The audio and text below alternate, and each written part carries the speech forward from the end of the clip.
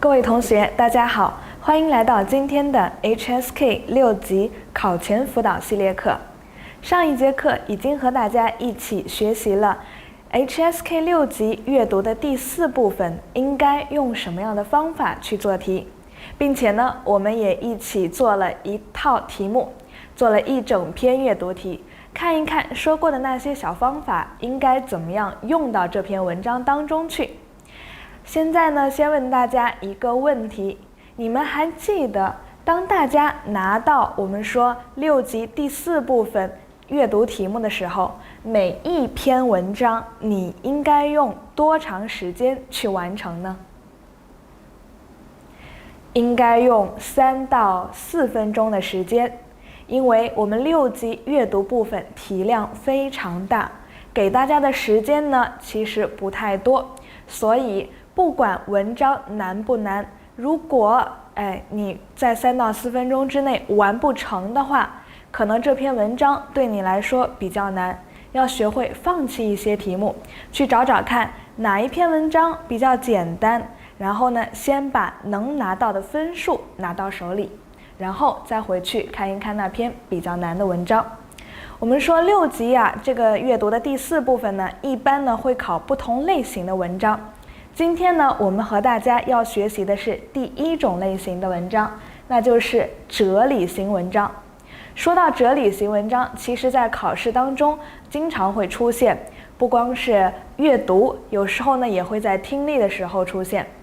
哲理型的文章呢，其实它不是特别难，因为它往往呢会给你讲一个小故事，讲完故事之后告诉你一个道理，也就是说大家看到的文章基本上就是2个部分，一个比较大的部分呢是一个小故事，故事嘛，那其实就是告诉你发生了什么事情，然后这个人是怎么做的，它一点都不难，只需要大家耐心的去找一找那些细节的信息就可以了。然后在结尾的部分往往会告诉大家一个道理，而这个道理呢，也经常会在题目当中考到大家。考试的题型，我们说不同类型的文章可能考的题目不一样。哲理型文章它经常考什么类型的题目呢？在这里老师给大家总结了2点。第一点，也就是不管是什么类的文章，阅读部分都会经常考的一个题型，那就是细节题。做细节题的时候，一定要先看问题，带着问题去找那个关键的信息、关键的句子、关键的答案。除了细节题，哲理类的文章还经常会考一考大家，看完这个故事，知道了这个道理，那作者他的观点是什么，他的态度是什么，有时候呢也会考一考语气，比如说他是支持的、不支持的，他的道理是什么，这个是哲理类的文章一般会出的2类题目。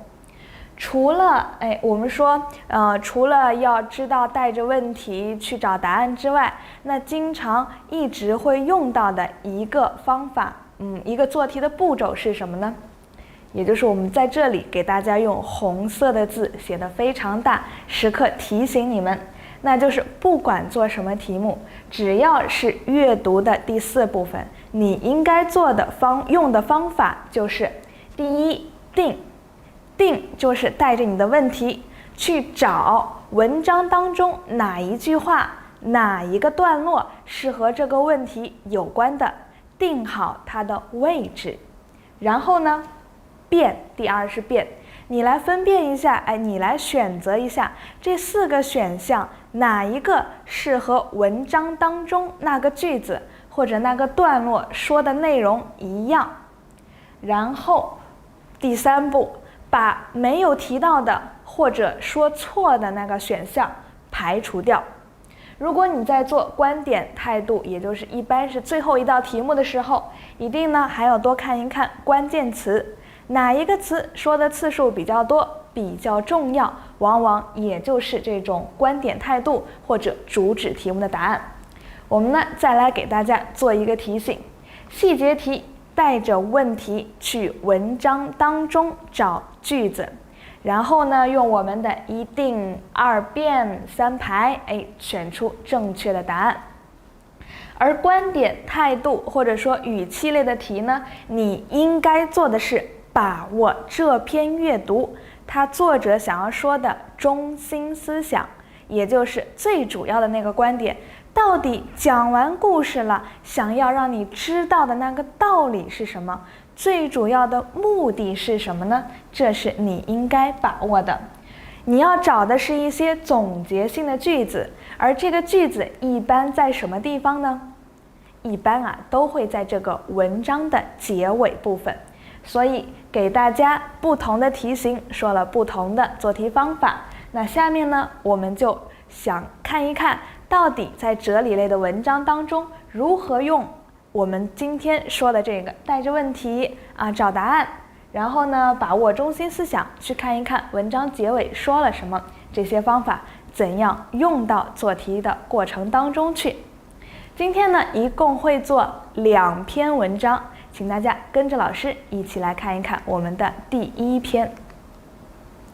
先看问题，带着问题读文章找答案。在6级的阅读当中，不会直接告诉你答案的，它经常呢会怎么样？给你出一些干扰的选项，看起来好像像，但其实是错误的，这个一定要多注意。那首先呢，先做的第1步还是先看问题，看一看这篇文章后边提了哪些问题。我们来看今天的这几个问题。第85题，老鼠为什么喜出望外？一看到这个问题，想都不用想，肯定是一个故事，对不对？至于是不是告诉你道理的故事呢，我们还不知道。但是一说到老鼠，又说到它喜出望外，非常高兴，对不对？应该是一个故事。你要找的第1个关键的细节信息，就是你看一看文章当中哪一个句子或者哪一个部分说的是老鼠非常高兴，那它又为什么高兴呢？找一找具体的原因。第2个，第3段中试金石的意思最可能是，这是一道和猜测词义有关的题目。上节课我们做的第1套题目也有一个猜测词义的问题，是不是？给了你一个句子，让你去猜一猜它的意思。做这种题目呢，你应该用什么方法？找到试金石在哪儿？人家告诉你了，第3段，仔细读一读第3段说了什么，找出来和第3段内容最相关的那个选项，就应该是正确答案了。第87题，根据上文，公司存在的问题是。看到这里应该知道，这篇文章不光讲了一个故事，应该还有一个道理，或者说更主要的关键信息，那就是到公司上边，你到底应该从这个故事当中学点什么呢？公司有什么问题呢？如果你看着看着文章当中看到公司了，一定要注意的细节就是它存在的问题是什么。最后一个，最适合做上文标题的是一个标题类的问题。其实标题类的问题说白了就是在考你作者的中心思想是什么，他最想告诉你的信息是什么，它一定会体现在标题里的。所以带着我们这些问题一起来看一看今天的第1篇文章。85，知道了问题，我们来读一读这个段落。在一个青黄不接的初夏，一只在农家仓库里觅食的老鼠意外地掉进一个盛得半满的米缸里，这意外使老鼠喜出望外。出现了我们题目当中的一模一样的一个词。那我们接着再看，他先是警惕地环顾了一下四周，确定没有危险之后，接下来便是一通猛吃，吃完倒头就睡。第一段难不难？不难。如果你说老师我不知道什么叫青黄不接，没关系，它影响你做题了吗？没有影响。青黄不接其实就是说，它初夏嘛，这个麦子呀、粮食啊、农作物还没有完全的丰收，所以呢，它是一个描述性的这样一个词语，说的是农作物还没有成熟。初夏时间，然后呢，有一只老鼠，它怎么样了？它身上发生了什么事情？它掉到了一个装得半满的这样一个米缸里。想一想，它在找吃的，一不小心啊，它是意外的，是一不小心掉到了一个米缸里。米对于老鼠来说是食物，它正在找食物，又掉到了一个满满的都是自己能吃的东西的米缸里。那你说它是不是特别开心呢？所以这个意外使，也就是正是因为有了这个意外，所以老鼠喜出望外。这个就是我们的关键句。做第一道题目，这个细节题目，答案来自哪里呢？就来自我们标红的这个句子。看完了这个句子，这是定，知道在哪儿了。那我们来找一找，我们来辨一辨，看看4个选项哪一个才是正确答案。A. 没有发现猫。请问各位同学，这个段落里有提到猫吗？没有猫，所以它是一个无关的选项，我们排除掉。B. 找到了许多大米，和这个盛得半满的米缸，意思差不多，我们保留一下。再看 C， 找到一个农家仓库，它是找到的，还是它本来就在农家仓库里呢？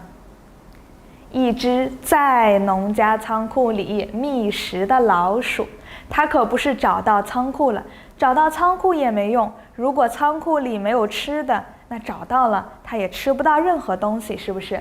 所以稍微想一下就会知道 C 也是一个错误选项，这里它是一个比较容易干扰大家的一个选项。再看 D， 没有别的老鼠和它抢米吃，有强调这一点吗？他警惕地环顾了一下四周，确定没有危险之后，对于老鼠来说，什么是危险？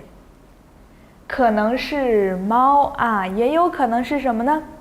也有可能是有没有人去抓它这样。他确定是没有危险的，人家也没有具体的说这个危险是什么，但肯定不是别的老鼠要和它抢东西，所以 D 也可以排除。通过我们的经过这样一个分析之后，辨别之后，我们最终确定的答案应该是选择 B 选项，找到了许多大米。这是第一道细节题。我们接着再来看第2道题目，往下读。对于老鼠而言，这半缸米就是试金石。题目第3段中试金石的意思最可能是，找到了它所在的位置。我们来看一看第3段它还说了什么。如果他想全部据为己有，其代价就是自己的生命。因此，管理学家把老鼠能跳出缸外的高度称为生命的高度。这里其实已经在说一个道理了，对吧？那你想一想，道理是什么呢？作者想要让你知道的这个道理，它到底是什么？一定要想一想。而这高度就掌握在老鼠自己的手里，它多留恋一天，多贪吃一粒，就离死亡近了一步。什么是试金石？如果不好判断呢，那你结合选项，再结合我们第3段中说的内容来看一看。A 一个教训， B. 深刻的道理。C. 很值钱的石头。D. 可靠的检验方法。有提到教训吗？我们看，这是一个试金石，如果呢全部据为己有，那代价就是自己的生命。人家是一个假设，那如果他没有据为己有，是不是他就可以跳出这个缸，也就不会可能到最后会饿死呀，或者说出不来，这样有一个困境，是不是？所以其实这高度是掌握在老鼠自己的手里的，你能不能跳出去，决定权在你。怎么样去试呢？怎样才能知道你能不能跳进去呢？就看你要不要把它据为所有。所以它其实就是一个检验的方法，这个是我们的关键信息。告诉你，如果有假设你想全部都吃完，那你肯定就跳不出去了。那如果你不这么贪婪，最后你可能还能留着自己的性命。也就是说，他自己的命运呢是掌握在自己的手里的。这就是一个检验老鼠能否掌握自己命运，能否把握生命的高度一个方法。所以我们应该选择的是 D 选项。教训没有提到，深刻的道理。如果说半缸米是深刻的道理，那你告诉我道理是什么呢？也不是，对不对？所以 B 也排除。C 很值钱的石头，这肯定就不是正确答案。你把它放在这里，这半缸米就是很值钱的石头，这个句子也是错误的。所以我们肯定要选的是 D 选项。这半缸米就是一个可靠的检验方法，检验老鼠能不能掌握自己的这个生命的高度。好，第86题我们选择 D 选项。接着往下看，第87题提到了公司。那文章当中关于公司说了什么呢？比如员工的培训在公司管理中的重要性是任何一个公司都明白的道理，但通过本公司内训或外出学习等手段来提高员工，尤其是中间员工的专业素质。中间员工就是说非常给力的那些员工啊，能够为这个公司做出突出贡献的非常重要的这个员工，毕竟要人力、物力、财力以及时间，并且经常会与公司的各项工作有一定的冲突。于是怎么样了？员工培训对于公司来说也就变成了说起来重要，办起来次要，忙起来不要的口号。我们说这里让大家找的是公司存在的问题。那你看一看这段话当中，什么是说出了这个公司有问题，有哪方面问题？你来找一找这个细节的关键句子是什么？大家找到的句子是哪一句呢？其实在这里最重要的就是说，一开始先告诉了你员工培训非常重要。那如果它非常重要，是不是你就应该去给员工做培训呢？但其实这个公司真的这么做了吗？不是的，很多公司呀就把这个培训员工变成什么了？变成说起来重要一说都知道它很重要，办起来次要。等到让你去给员工做培训的时候，好像就不是排在第一位的了，没有那么重要了。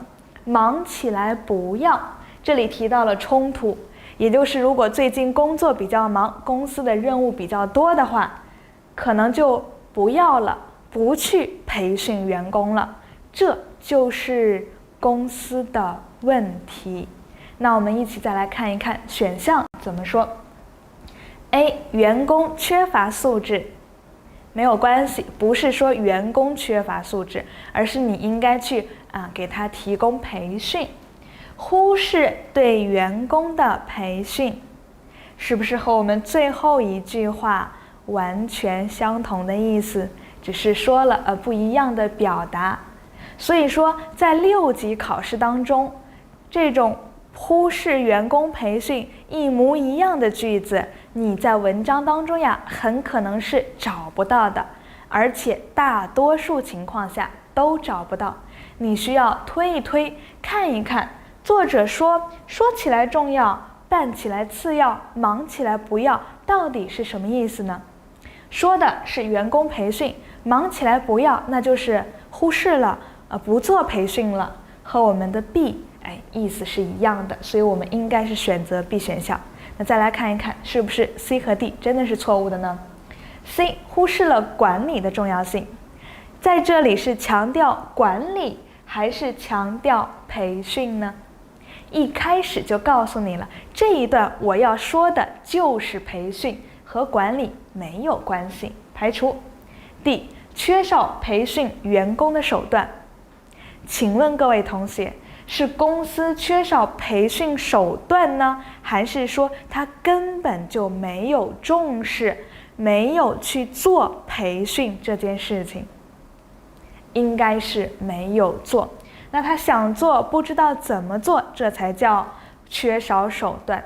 那他根本都没有做，其实就是忽视了员工的培训。我们选择 B 选项。好，接着再来看最后一道题目，最适合做上文标题的是。读到这里，大家已经对整篇文章主要说的内容，想要告诉你的道理有一定的了解了吧？那我们再看一看4个选项，哪一个和你心中想的作者想要表达的主要观点是一样或者差不多的呢？ A. 生命的高度， B. 幸福的标准， C. 幸运的老鼠， D. 慷慨的代价。4个选项，4个不同的重点。 A 呢是说你生命的高度，老鼠生命的高度大概试金石是纳缸米，而对员工来说，他能达到多么高的程度，是取决于这个公司有没有给员工提供培训。幸福的标准有提到幸福吗？这篇文章和幸福没有关系，排除。幸运的老鼠主要是告诉你老鼠吃米，还是告诉你员工公司如何去提升员工呢？说的和老鼠其实老鼠并不是重点。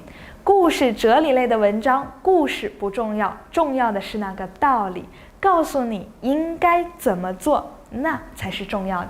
所以 C 太简单了，排除。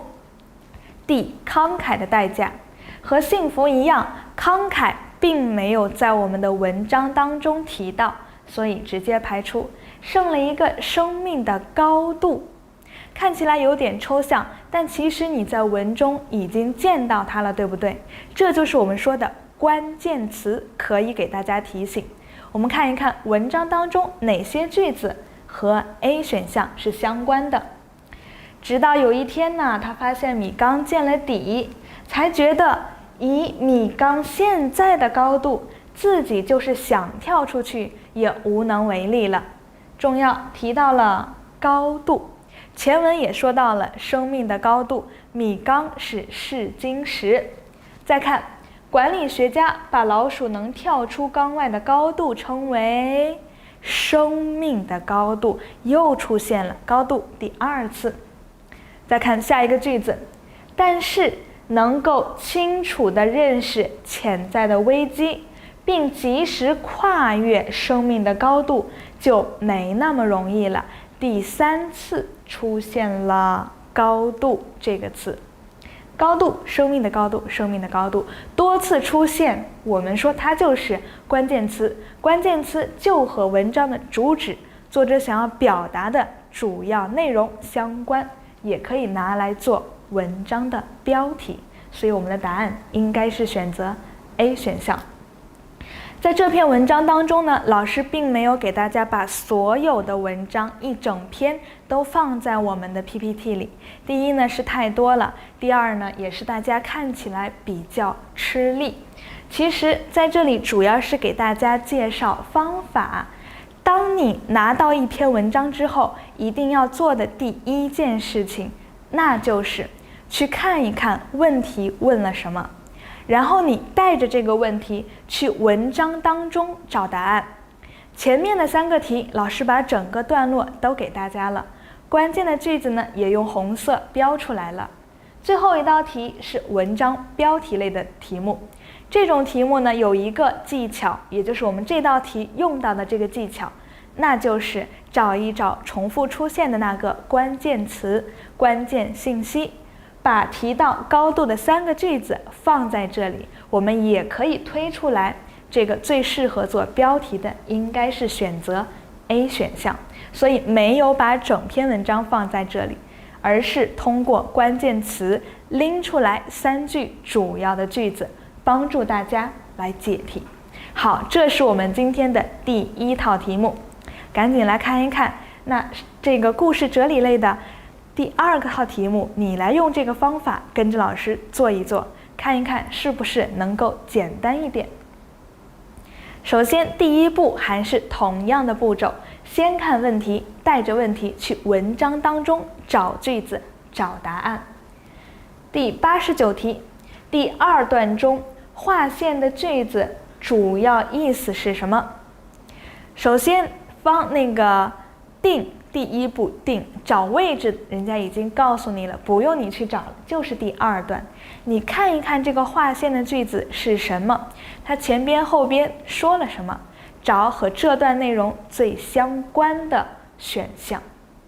90，作者认为没有压力的极乐世界怎么样呢？需要看选项到底是有、没有、好还是不好，这需要你去看选项来做判断。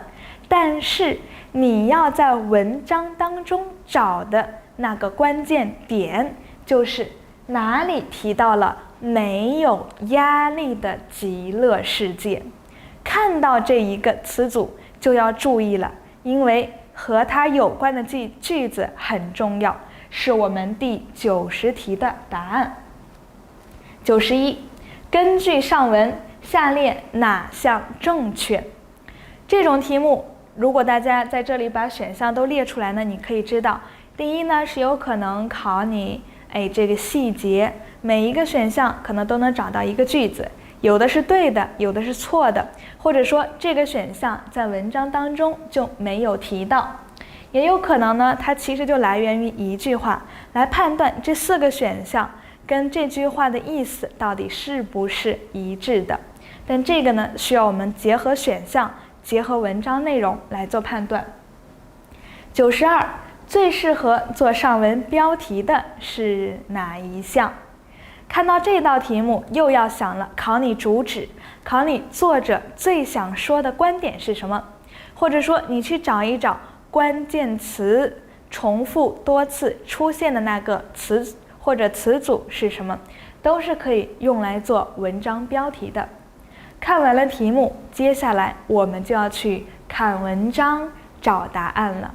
好，一起来看一看。适当的压力水平，让美丽的蝴蝶在破茧而出以后可以自由飞翔。同样，对于人类而言，压力也有最佳水平。第2段划线的句子告诉你了，你要看一看前边后边都说了什么呢？适度的压力不仅能成为我们前进的动力，还会促使我们在工作中发挥出最佳水平。过高或过低的压力则会对人的健康与发展不利。划线的句子是压力也有最佳水平。有一个词组，好像出现了很多次。适当的压力水平，压力最佳水平，然后适度的压力，然后呢说这种过高或过低呢是不好的，所以强调的是不能过高也不能过低，应该是适度的或者适当的。那我们看一看选项哪一个和我们刚刚分析出来的内容有关呢？ A. 压力要适度，特别开心，是不是？和我们的句子是一模一样的，是一道比较简单的细节题。那我们再来看 B 呢？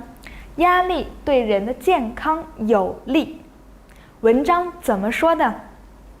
过高或过低，这种压力呢，都是对人的身体或者健康是不利的。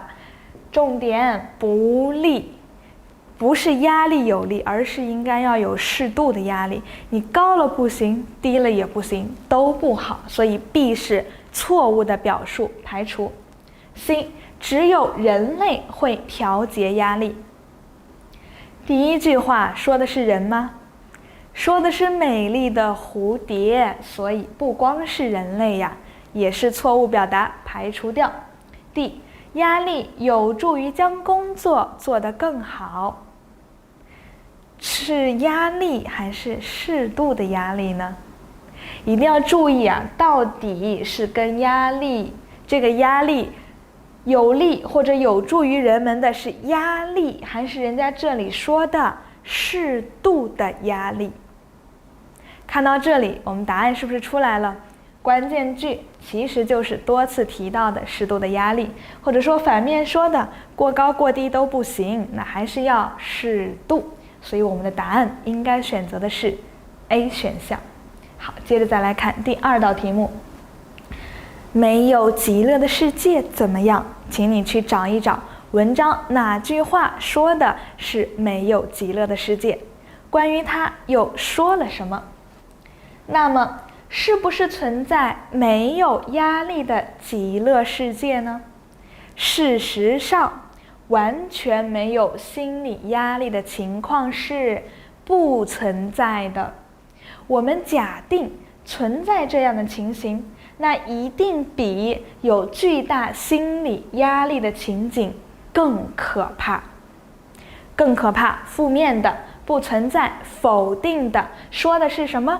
说的是没有压力的极乐世界。没有压力的极乐世界，是不是找到了文章当中原来这个表达了关于他说了什么，你也知道了，不可能有，是否定的。如果说真有呢，那一定也是很可怕的，也是消极的，否定的。我们看一看选项怎么说。 A 不存在和不存在一模一样，完全匹配，简单的细节题。 B 缺少生机，说了吗？没有，排除。存在于文学作品中，有提到吗？事实上完全没有什么什么是不存在的，没有提到文学作品，所以无关的，排除。存在于每个人的心中，有告诉你每一个人的心里都有这样一个没有压力的极乐世界吗？人家怎么说的？说的是如果有，那也是比这种没有更可怕，对不对？所以它不是肯定的说存在，而是给了一个假设，所以 D 排除。我们的答案就是 A 选项。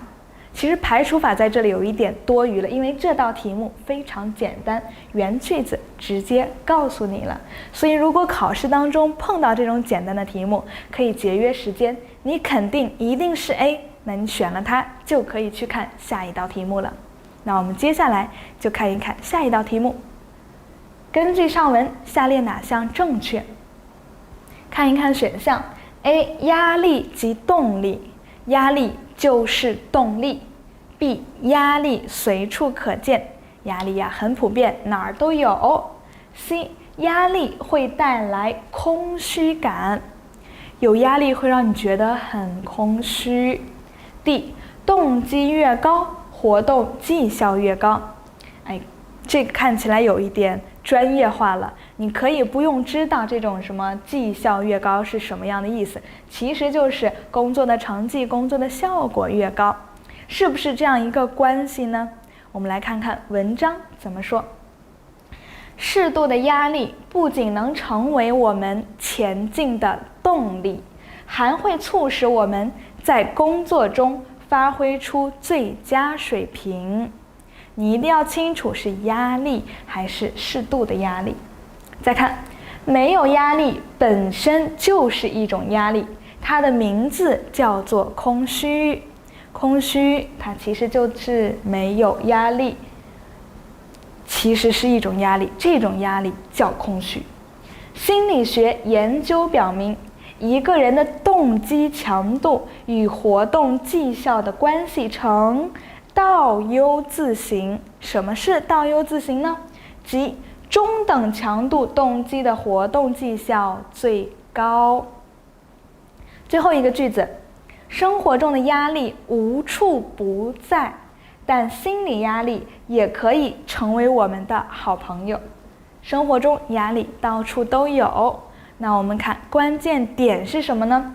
这是一道细节题，每一个选项都对应着文章当中的一个句子，你要判断的就是这个选项它的意思和文章当中那个句子说的意思是不是一致的。如果一致，那你选择；如果说错了，那你就排除掉它。在这里，老师把这几个句子都放在这里了，你需要做的是一个判断、辨别的这样一个步骤和工作。我们来看一看，适度的压力是动力。A 说压力就是动力，请问它是和这个句子意思一样吗？是错误的，不一样的，不是压力等于动力，而是应该要有适度的压力，高了不行，低了也不行，太过于把这个就扩大化了，并不是说所有的压力都是动力。B 压力随处可见，生活中的压力无处不在，也是说压力很普遍，压力很普遍，保留一下。再看 C，压力会带来空虚，是只要你有压力你就会空虚吗？文章怎么说呢？文章说没有压力就是压力，没有压力是压力的一种，而这种压力叫做空虚，也是扩大化了，不是压力带来的空虚感，而是你没有压力的时候呢，它为你带来了空虚感。没有压力呢，其实也是压力的一种，有一点绕，但是呢，你一定要仔细的去抠一抠，文章到底说的是什么？关于压力，给它加了什么样的修饰的成分，把它范围就缩小了。A 和 C 都是把范围扩大了，所以排除。D， 动机越高，活动绩效越高。文章说它们两个的关系是什么呢？动机和活动绩效它是倒 U 字形的，倒 U 是什么？这叫倒 U。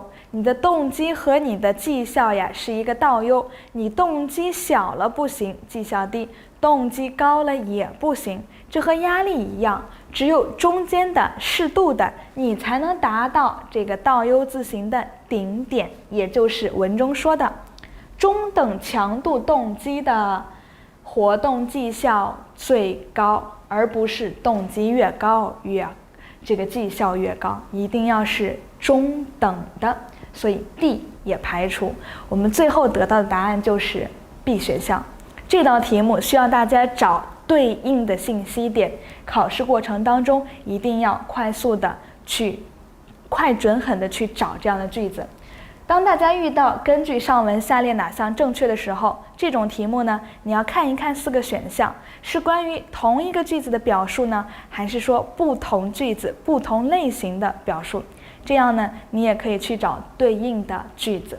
好，接下来再看最后一道题目，最适合做上文标题的是，这是一道标题类，考你作者的主要观点、文章的主旨，或者说关键词是什么。我们看一看选项给了你哪些：有力的翅膀，破茧方可成蝴蝶，什么比压力更可怕？ D. 有一种压力叫空虚。刚刚分析完之后，你觉得哪一个和作者最想说的有关呢？在这里再给大家一点提示的句子。你有没有见过努力破茧的蝴蝶？适当的压力水平让美丽的蝴蝶在破茧而出以后可以自由地飞舞。如果调节得当，那么压力就会转变成前进的动力。就像面对重重阻力的蝴蝶，当它最终破茧而出的时候，就能扇动强壮有力的翅膀，自由地飞向天空。A 只说翅膀， B 说的是你破茧才能成为蝴蝶。 C 没有什么比压力更可怕，在文章当中其实是没有提到的，可以排除。 D 有一种压力叫空虚，只用一句话说了一下，不是重点信息，所以 C、D 非常容易就排除了。 A、B 里边你又会选择哪一个呢？在这里多次提到的是蝴蝶破茧，然后适当的压力会成为动力，有了阻力呢，它破茧而出的时候才能有强有力的翅膀，才能飞得更加更加自由地飞向天空。所以这些都是关键词，多次出现的词语。我们现在是不是有答案了？应该选择的是 B 选项，破茧方可成蝴蝶。只有你通过适度的压力冲破了这样一个茧，对于蝴蝶来说是茧，你呢最终才能够达到你的目标，获得这种比较好的效果。这是我们第92题。这道题目呢一定要去看一看，文章当中多次出现的词语是什么。好，到这里为止，我们今天的2个阅读题都做完了。不知道大家有没有学到一点新的做题的方法和技巧呢？阅读题没有什么捷径，你一定要多练习。方法告诉你，你一定要多用，熟能生巧，多用才能变成你自己的东西。关于这种哲理类的文章，我们就讲到这里了。下节课将会介绍一种新的文章类型，所以最后呀，我们还是小小的卖个关子，希望大家可以期待一下我们的下一节课。最后祝大家考试顺利，我们下节课再去看一看新的文章类型吧。